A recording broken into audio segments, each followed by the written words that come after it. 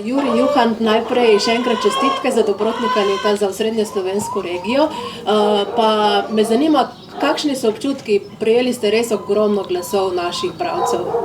Ja, nekako mi še vedno ne moremo verjeti, da je bil tak blazen odziv.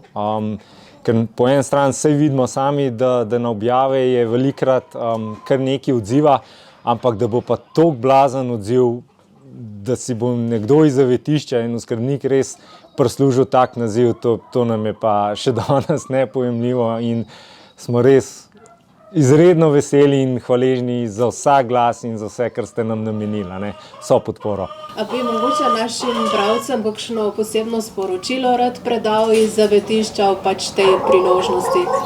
Ja, da mi se bomo v bistvu še vedno trudili naprej tako, kot se je skozi, da bomo taki, kot smo, da si pa želimo tudi pri bralcih, da verjamemo v to pravzaprav, da bojo pomagali tudi oni živalim, bom rekel, na terenu, pa tudi pri osveščanju kakšnih bližnjih, tako da se bo začela počasi situacija tudi za vse te nikogaršnje živali izboljševati.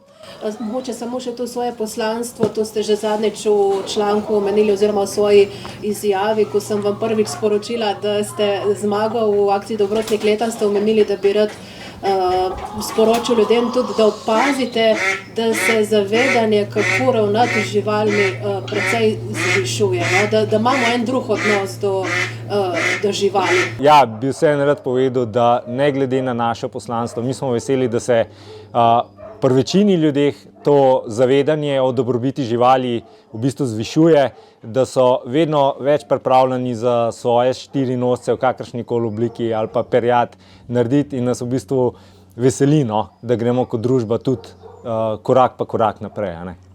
Tako da jaz se tudi njim izredno zahvaljujem, da so v pomoč in da pripomogajo k izboljšanju stanja.